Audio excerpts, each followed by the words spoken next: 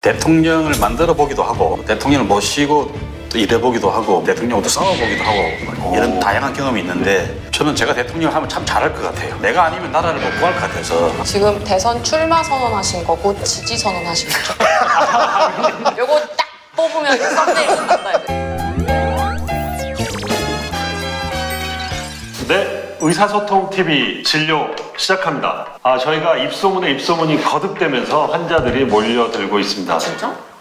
예약 명단 못 봤나요? 못 봤는데 그런 예약 거 어딨어요? 명단에 아니 아주 중환자들이 많이 예약돼 있습니다. 오늘 또 뭐 보시면 중환자 네. 와 계시고. 김영춘 국회의원님 나오셨습니다. 네, 반갑습니다. 안녕하세요. 네. 자, 그리고 또 저희 병원의 특징이죠. 중환자를 모시는 VIP를 모셔오는 사무장님이 계셔가지고. 무슨 지금 민주연구원장이에요. 아니 근데 병원에서는 사무장이 더 어울리는 것 같은데. 그렇죠. 저희 병원의 사무장님 양정철 민주연구원장님 모셨습니다. 맞습니다. 오늘 환자 프레젠테이션 좀 해주세요. 김영춘 국회의원 전 해양수산부 장관께서 나와주셨고요. 남자 57세입니다. 가족관계 특이사항인데 속된 말로 김영삼의 셋째 아들 막내. 아니 속된 말이 아니고 네, 엄청난 사실은 엄청난 영예죠, 영예. 네. 하여튼 주소는 뭔가요 오늘 주소? 주소도 저 잘 이해 못하겠는데 Acquired Low Phospholipid Syndrome. 어려운 진단이네 이게. 아니 근데 저 의사 8년 차인데 태어나 처음 들어보는 진단명이거든요. 이런 진단이 가능하죠 이분은. 아니 환자 모셔다 놓고 어려운 용어를 쓰지 말고 설명을 해주세요. acquired 이거는 후천적이라는 말이죠. 그건 acquired는 후천적이고 low는 낮다. 낮다. 포스포리피드는 인지질이고 인지질 이게 중요합니다. 인지질. 가운데 의자를 넣어볼까요? 인지의 질. 한마디로 인지도가 너무 낮다는 거죠. 그렇죠. 네. 선배님 죄송합니다. 다른 병원으로 병원으로 옮겨드릴게요. 아닙니다. 저희- 제가 잘못 모신 것 같아요. 의사 선생님들이 말씀을 많이 해주는 분들이 좋은 의사 선생님들이더라고요. 보통 병원에 가면은 그냥 3분 안에 그냥 처리해버리고 나가라 그러는데 맞습니다. 이렇게 말씀 많이 해주시는 의사분들은 좋은 분들이. 지금 인지도 막 오르고 있습니다. 병원 척이라 그래요. 네, 아주 좋습니다. 그래서 두 분 친하세요? 예. 언제 만나셨어요? 처음 2012년 대선 때부터 뵙기 시작해서 선거 때 이제 주로 많이 뵙죠. 그러면서 계속 뭐 소주를 자주 먹고 그러지는 못하고 네. 멀리서 그냥 근무하던 사이입니다. 제가. 근무는 제가 하고 좀 어려운 선배시죠. 식사는 따로 안 하셨고. 식사요? 네. 뭐 곧 술 사주시기 바랍니다. 기사 또 나오겠네요. 이제 저희 병원에 첫 번째 오시자마자 하시는 테스트가 있습니다. 이 검사 도구는 저희 의사소통 TV에서 이제 개발한 검사 도구입니다. 아니 저 환자 아닌데? 같이 하셔야 돼요. 이 검사는 보호자도 같이 하는 거고요. 이 검사 도구의 이름은 옥스포드 검사라고 제가 이름을 붙였습니다. 옥스포드의 옥스는 OX. 저렴한 아재 개그. 네, 그 다음에 for는 forward, 드는 들어라. 그래서 옥스포드. 의미도 없고. 그래서 진짜 막 아니, 갖다 이게 붙였다. 이 forward를 말씀 안 드리면 O를 본인한테 하시는 분이 있어요. 원장님 다시 한번 말씀드리는데 O를 보여주고 싶으면 X가 나한테 보이게 들어주셔야 돼요. 이렇게요. 네, 옥스포드. 저의 눈에 보이는 게 아니라 텔레비전에 예능 프로를 하도 많이 해서 그 정도는 다. 잘 아시죠? 예, 좋습니다. 예. 1번. 인지도는 내가 더 높다. 오, 두 분 다 두 너무 분 다 X. 두 분 다 겸손하시네요. 그러면 요즘 우리 양 원장님이 워낙 매스컴 전체에서도 가장 많이 노출되는 유명인사입니다. 당연히 양 원장님이 더 인지도가 높죠 지금. 김영춘 장관님은 좋은 이미지고 저는 뭐 조금 지명도는 있을지 모르나 악명 쪽? 악명이 더 높다. 네. 근데 악명 악명까지는 아닙니다. 저희 병원에 오면 병원에서 엑스레이를 보듯이 보도자료를 보여드리는데요. 구글에 김영춘이라고 넣으면 이런 사진이 떠요. 너무 재미가 없죠? 정형적이죠, 아주. 그래서? 전형적이고. 잘생기셨는데 다음 사진을 봤더니 이런 사진이 떠요. 따뜻하네. 앞에 거 찍을 때 기자가 조금 더 웃어주세요 하면 이거 나오는. 네. 이것도 별 특징은 없어요. 한 번 더 검색해보면 이런 사진이 뜨는데 이게 다예요. 정말 구글에 이런 사진밖에 없어요. 양 원장님하고 같이 뭐 한식집에서 밥 먹는 장면 이런 게 있어야 인지도가 높아지죠. 술자리 회동 네. 뭐 이런 거 없더라고요. 근데 밤에 술도 많이 먹는데 그러니까 제가 앞으로는 좀 공개적으로 술을 먹는 아니 그러니까 공개적으로 하셔도 되고 뭔가 일부러 미행을 유도하셔도 돼요. 그러려면 양정철 원장님. 노이즈 마케팅이네. 두 번째 명제 주세요. 내가 문 대통령이랑 더 친하다. 하나, 둘, 셋. 두 분 다 X시네 또. 저는 정치 이외의 영역, 대통령 되시기 전에 사적인 영역에서 많이 도와드린 적은 있지만은 문재인 정부 출범 이후에는 뭐 저는 장관님이 더 훨씬 더 가까우실 거라고 봅니다. 근데 이게 사실은 대통령 하시는 분들이 마음을 열어놓고 사람 만나기 참 힘들지 않아요. 그래서 대통령 되시기 전에 함께 고생할 때의 그 시절의 동지들, 그 사람들이 항상 마음 편하고 네. 정답게 느껴지는 거거든요. 근데 안 찾으시더라고요. 그래서 지금 두 분 각각 X 드신 거에 대한 근거를 지금 대신 거네요. 근데 그 김영춘 장관님하고 제가 X면은 O라고 내쓴 사람은 없다고 저는 장관입니다. 영부인쯤 아니면 O 안 나오는 거죠. 김정수 여사님을 모셔서 하라고 하셔도 아마 이렇게 이거 인터뷰 본 적 있어요. 통일하는 대통령 되고 싶다. 제가 정치하고는 잘 안 어울린다고 생각하면서도 왜 일을 계속하고 있는가 하면은 내가 아니면 나라를 못 구할 것 같아서 그래서 정치를 계속하고 있는 지금 거예요. 인지도 올라간 소리 들리시죠? 아우 팍팍 올라갑니다 지금. 사실 대통령을 만들어 보기도 하고 또 대통령을 모시고 또 일해보기도 하고 뭐 어떤 경우는 대통령하고 또 싸워보기도 하고 이런 다양한 경험이 있는데 그 대통령이 별로 행복해 보이질 않더라고요. 그래서 나는 저거 하면 안 되겠다고 생각했는데 처음에 예. 그런데 점점 세상이 좋아질 거라는 낙관적인 기대를 갖고 정치를 하고 있는데 막상 우리가 부딪히는 현실은 점점 힘들어져요. 더 싸움은 치열해지고 우리나라가 안고 가는 숙제는 점점 커지고 문재인 대통령님도 열심히 분투하고 노력하시는데도 야당은 잘 알아주지 않고 점점 더 갈등만 더 증폭이 되고 그러면서 경제 환경도 나빠지고 통일의 길도 쉬워 보이다가 또 어려워지고 쉽다가도 어려운 게 정치고 또 나라가 발전하면 발전할수록 점점 더 큰 숙제를 안게 되고 더 큰 갈등을 안게 되는 게 정치의 운명이라고 한다면은 이거는 어쩔 수 없이 과다한 양상처럼 가진 이 나라를 내가 안 구하면 안 되겠다고 생각하는 사람이 책임지고 뛰어들어야 되겠다. 그런 마음을 좀 부쩍 굳히고 있습니다. 그게 제가 생각하는 통일 선진 강국 만드는 그런 대통령이라면 내가 목숨을 버리더라도 행복을 포기하더라도 충분히 도전해볼 가치가 있다. 이게 정치인의 숙명이다 그런 생각입니다. 김영춘 선배님 말씀에 이제 공감을 하는 게 김영춘 선배님이 김영삼 대통령님, 노무현 대통령님, 문재인 대통령님과 매우 아주 밀접한 관계에 있었는데 세 분의 과정이 보면 다 다르잖아요. 예. 김영삼 대통령은 어릴 때부터 대통령이 거의 꿈이셨죠. 목표셨고 꿈이셨던 분이고 노무현 대통령은 이제 정치를 시작하면서 늦게 그 꿈을 가지신 분이고 문재인 대통령은 첫 대선에 도전했던 2012년에조차도 좀 약간 등 떠밀려서 나오신 듯한 느낌이 있는 분이거든요. 근데 저는 그 정말 대통령이야말로 선한 권력 의지, 세상을 바꾸고자 하는 헌신의 마음과 그로 인해서 감당해야 될 고통들을 준비하고 있는 분이 하는 게 맞다고 보거든요. 또 그런 면에서 보면 저는 지금 장관님 말씀 공감을 해요. 그 목표를 갖는 거는. 지금 대선 출마 선언하신 거고 지지 선언하신 거죠? 요거 딱 뽑으면 썸네일 끝난다 이제. 아까 말씀 중에 대통령님하고 싸운 적도 있다고. 열린우리당 시절에 노무현 대통령님하고 저하고 많이 좀 충돌을 했어요. 특히 뭐 청와대 관저에서 불러서 이렇게 식사하다가도 건의를 드리면 아니다 그거는 뭐 이러시면 또 막 논쟁을 하고 맞짱 토론 이런 거 하신 거예요? 그분은 토론이 정말 열려있는 분이셨어요. 그래서 제가 막 대어들고 그래도 다음에 또 부르세요. 그럼 또 싸우기도 하고 싸운다는 경우보다 이제 논쟁을 하는 거죠. 논쟁을 하고 격한 논쟁을 참모더라고 하는 걸 좋아하시죠. 희대의 대통령과 논쟁을 했다는 얘기를 이렇게 재미없게 이렇게 그 전에 한 7, 8년 전인데 탁현민 씨가 우리 김영춘 의원은 표정이 딱 두 가지밖에 없는 것 같다. 아까 그 사진 그런 사진이나 아니면 화내고 있는 사진. 근데 내가 그런 사람 또 한 사람 아는데 그게 문재인 대통령 후보시다. 그런 이야기를 한 적이 있었는데 좀 표정을 풍부하고 다채롭게 만드는 훈련을 좀 해야 되겠습니다. 근데 그거 안 됩니다.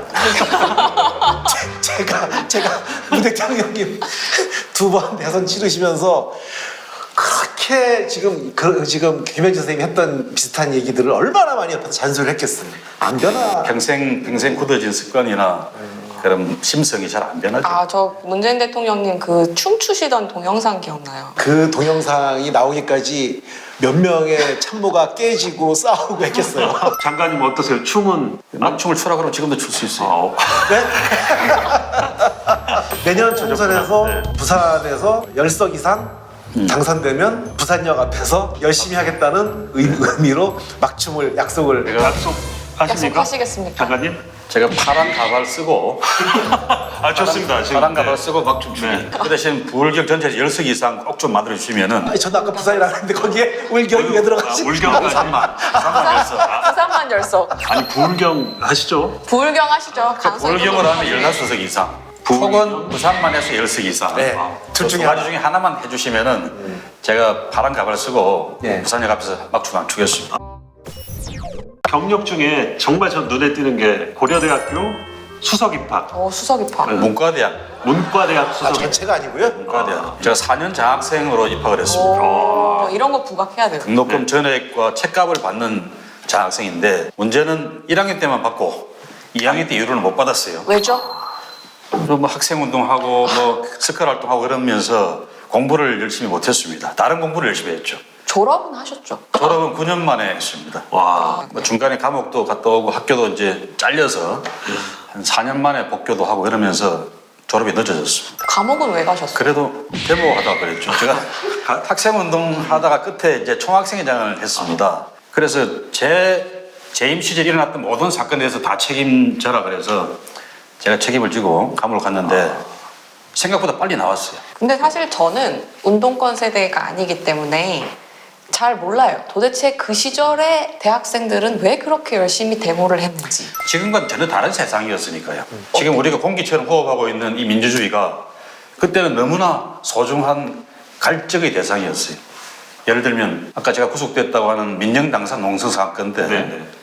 학생들이 들어가서 요구했던 요구사항 14개조가 뭐 이런 겁니다. 대통령 직선제로 뽑자. 노동조합 설립을 자유화해달라. 언론의 자유를 보장해달라. 지금 생각해보면 지극히 당연한 공기 같은 일들인데 그때는 그렇게 싸우고 감옥하고 해야 겨우 말이라도 해볼 수 있는 그런 이야기였습니다. 그러니 지금과는 전혀 다른 차원의 세상이죠. 지금 세대 젊은 분들한테는 가장 쉽게 설명할 수 있는 방법은 최근에 홍콩하고 비교를 하면 될 것 같아요. 그러니까 지금 홍콩에서 벌어지고 있는 학생들과 시민들이 거리로 나오고 경찰들에게 뭐 무자별 폭행이 막 이루어지고 할 때 모습이 80년대, 70년대, 80년대, 90년대 초반까지의 대학가와 시내 도심의 일상적인 일이었습니다.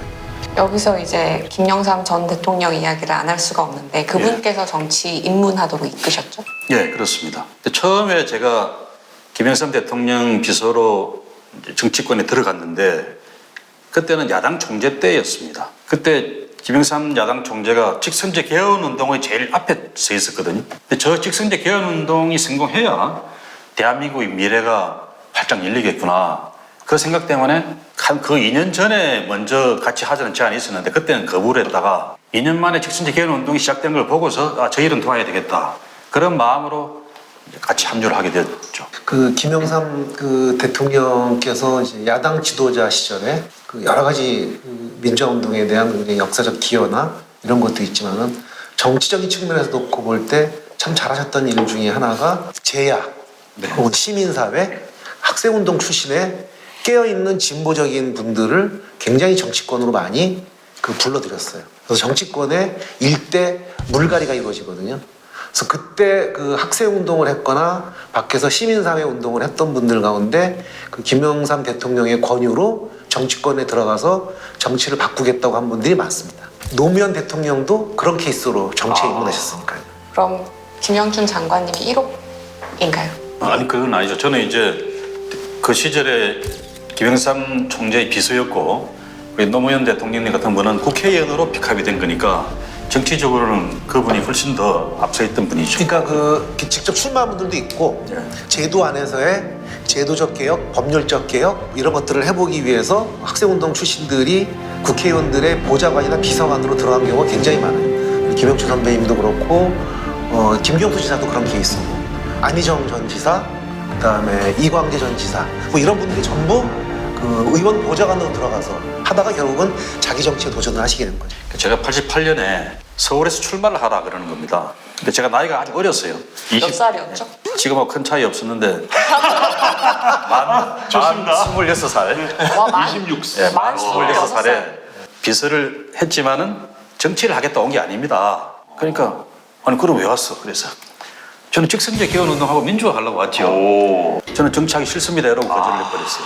근데 이 대목에서 네. 우리가 이 지금 김영춘 장관님 하신 말씀을 되게 아프게 전 받아들여야 된다고 생각해요. 그게 지금으로부터 얼마 전 일입니까? 너무 오래됐는데? 네. 그런데 그때 당선된 분들을 보면 파격적으로 젊은 분들을 캐스팅을 했어요. 김영삼 대통령뿐만이 아니라 그 이후의 분들 가운데서도 현재 국회의원 하는 분들 가운데 20대, 30대 때 당선된 분들 많거든요. 부끄러워해야 돼요. 역대 국회 가운데 지금 20대 국회가 가장 올드하거든요. 그렇게 보면은 지금 정치권이 청년 인재들 영입하는데 굉장히 좀 소홀하고 부족하다는 생각이 듭니다. 정치를 하고 싶지 않다라고 하셨는데 네. 어떤 계기로 정치를 하겠다고 생각하셨어요? 그런 김영삼 대통령 시절에 내가 안 나서면은 제 양반이 그때는 이제 소수파 대통령이 되었습니다. 내가 나서서 정치를 안 하면은 저 소수파 대통령이 제대로 일을 할 수 있겠나. 그런 생각이 막 절박하게 들면서 나라도 들어가서 돕고 이 나라를 제대로 세워야 되겠다. 그런 이제 과대망상증이 또 발동을 했어요. 3당 합당 때문에 원래 여소야대였는데 예. 뒤바뀌죠? 그건 한국 그 정치사에서 정말 중대한 변곡점이었거든요. 그 이후에 우리 당 입장에서는 그 졸지에 부산, 울산, 경남이 우리 텃밭에서 가장 힘든 곳이 돼버렸거든요. 거기에 그 지역 구도, 그 지역 감정을 깨기 위해서 끊임없이 도전한 분들이 생기기 시작하거든요. 그 역사가 있습니다. 그 시작을 이제 그 대표 선수가 바로 노무현 대통령이시고 문재인 대통령이시고 일환의 그다음에 부산 경남에서는 이제 김영춘 선배님이 서울의 좋은 지역구 버리고 내려가셨고 또 대구 경북에 있는 김부겸 선배님이 좋은 지역구 두고 다시 또 거기 내려가신 거고. 그래서 지난번 지방선거 때 그 부산, 울산, 경남에서 놀라운 정도의 성적을 거뒀는데 그건 하루아침에 된 게 아니고 그건 그 돌아가신 김대중 노무현 대통령도 그렇게 이루고 싶어 했던 결과인데 물론 문재인 대통령의 그 인기와 노력도 있었지만은 일찌감치 그 지역에 가서 도전했던 수많은 분들의 피나는 눈물과 전 땀이 바탕이 돼 있었기 때문에 가능하다고 생각을 해요. 제가 봐서는 아까 말씀하신 표정이나 이 그 좀 재미없어 보이는 거는 문재인 대통령 스타일이신데 지금 부산에 이렇게 도전하신 거는 또 노무현 대통령 스타일이시고. 제가 부산을 가겠다고 결심한 것도 노무현 대통령님에 대한 미안함 이런 것도 또 한편 작용을 했습니다. 좀 티격태격하기도 했지만은 제가 참 좋아했던 분인데 그분이 그렇게 이제 돌아가시고 나서 저분이 이루려고 했던 그 세상을 특히 부산 경남 지역에서 누군가 이어달리게 해야 될 텐데 네. 문재인 대통령님도 그때는 정치 안 한다고 그럴 때니까 아이고 나라도 가서 그 여러 사람 중에 한 사람으로서라도 이어달리기 계주를 좀 같이 띄어야 되겠다 그런 마음으로 가게 된 거죠. 다음 총선에서도 우리 김영춘 장관님 역할이 중요하다고 생각합니다. 저희 첫 탑 나오셨던 전재수 의원님께서 만삭인 자기 부인한테 절을 하면서까지 선거운동 하셨다는데 저는 전재수 의원만큼 그렇게 부인한테는 못했지만 참 미안한 건 있습니다. 제 아내는 서울 사람이거든요. 제가 처음에 부산 가자 그러니까 안 간다 그래요. 왜? 부산에 가면 아는 사람이 딱 한 사람 있다. 누구냐? 시어머니다. 요거 재밌었어. 요거 쓸만했다. 딱 한 사람 아는 사람이 시어머니인 낯선 부산을 가서 나보고 살고 선거운동 하자고. 여기는 광진구에서 다 알고 편한데 괜찮나 지금? 그래서 제가 혼자 처음에는 6개월 동안 가 있었습니다. 제 아들도 중학생이었는데 아빠 나도 안 갈래. 난 친구들이 다 여기 있어. 그런데 6개월 뒤에 둘이서 합의를 보고 이제 부산으로 와서 전학도 해주고 그렇게 하니까 저는 아이까지 전학을 했는데 또 돌아갈 수도 없잖아요. 이제 퇴로가 없이 끊어버린 거니까 열심히 하는 수밖에 없었습니다. 네. 제가 또 우리 아이한테 재밌는 이야기 하나 해드릴게요. 우리 아이한테 발떡 벌리셨어. 야구장 드디어 재밌는 얘기. 발떡 벌리셨어. 야구장. 예. 사직구장이죠? 사직 야구장 가서 네. 롯데를 응원하자 그러니까 자기는 LG 팬이라는데 이거 부산 맞았는데 얘는 중학교 1학년까지 서울에서 네, 그럴 수밖에 없죠. 다니면서 아이들하고 같이 LG를 응원했던 아이니까 제가 그랬어요. 야 임마 원래 LG라는 말이 롯데 자이언츠의 준말이야 임마. 지금은요? 지금은 롯데 팬인가요? 그 롯데를 한동안 응하더니 롯데가 좀 너무 못하고 너무 못하죠. 그러니까 얘는 다시 네. 서울에 있는 학교로 가면서 LG로 돌아가 버렸어요. 이번 총선 때 공약으로 사직구장을 내가 10번은 가겠다. 그거 한번 내보시면 좋을 것 같아요. 제가 사직 야구장을 10번 가는 것보다 네. 이 롯데 기업한테 참 미안한 이야기인데 네. 야구단 운영을 너무 못해요. 그래서 아예 그 얘기 들어야 돼. 사실 저 롯데 자이언츠가 아니라 부산 자이언츠로 바꿔서 시민구단으로 만들어버리면 훨씬 잘할 것 같아요. 부산에 이 사직구장 가면 관중들이 거의 감독 수준으로 작전을 이렇게 예. 하시던데 정말 시민구단이 되면 예. 시민이 뽑은 감독이 그렇죠. 와서 이렇게 하시면 그래, 롯데하고 잘 이야기 좀 해봐야 되겠습니다.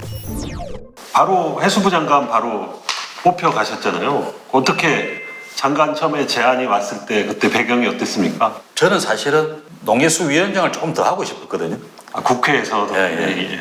그래서 내가 처음에는 난 안 하겠다 그렇게 사양도 했는데 네 생각만 하냐고 그러는 바람에 할 수 없이 제가 맡게 됐는데 근데 안 하고 싶었다라고 하시는 분 치고는 일을 너무 잘하셨어요. 18개 부처 장관평가 종합 1위, 그리고 역대 최장수재임 오. 1년 9개월이나 하셨고요. 해수부 장관이 원래 단명으로 끝났는데 네. 그 중에서는 제일 최장수를 했다 이 말입니다. 소설에만 복선이 있는 게 아니라 대통령의 인사에도 복선이라는 게 깔려 있거든요. 복선. 예, 네. 거슬러 올라가 보면 김영주 장관님의 한참 전에 그 장관 하셨던 노무현 대통령이 해수부 장관 하셨던 경험이 나중에 대통령에 도전하고 국정 운영을 하는데 굉장히 큰 좋은 경험이었다고 여러 번 말씀하셨거든요. 그러면서 당신이 대통령이 되시고 나서 그 이후에 대선에 도전할 꿈을 키우고 있는 다른 분들에게 장관 경험을 할 수 있도록 많이 그 라인업을 구축을 하셨어요. 그걸 지켜보셨던 문재인 대통령도 차기에 도전했으면 하는 마음을 갖고 있는 분들에게 내각 경험을 할 수 있도록 하는 생각이 강하셨거든요. 저는 아마 김부겸 선배님도 그렇고 우리 김영춘 선배님도 그렇고 내각에 기용한 몇몇 분들은 장관직을 잘 경험하고 다음에 나라를 위해 더 큰 일을 했으면 하는 그런 바람이 저는 깔려 있을 거라고 생각을 해요. 특히 해양수산부는 그런 면에서 장점이 있어요. 이 바다와 관련된 일이 모든 부처와 다 연관이 됩니다. 뭐 당연히 예산 부처하고도 연관이 되지만은 뭐 산업부하고는 또 뭐 물류 중심으로 또 그럼요. 연결이 되고요. 국토부 쪽하고는 항만건설이라든지 이런 거 관련해서 또 연결되는 게 많고 또 뭐 문화관광부는 또 해양도 레저나 관광이 있잖아요.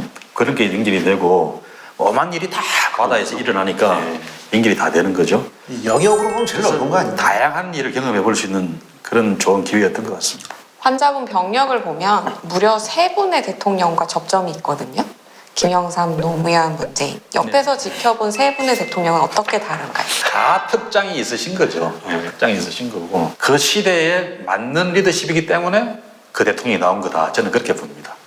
지금 시대는 문재인 대통령처럼 정직하고 성실하고 오로지 다른 사심 없이 나라만을 위해서 한 몸 던질 수 있는 그런 분을 원하는 시대가 아닌가 하는 생각이고요. 그 시대가 원하는 대통령이 된다는 말씀이 참 공감이 갑니다. 그럼 나는 그런 대통령이 되겠다.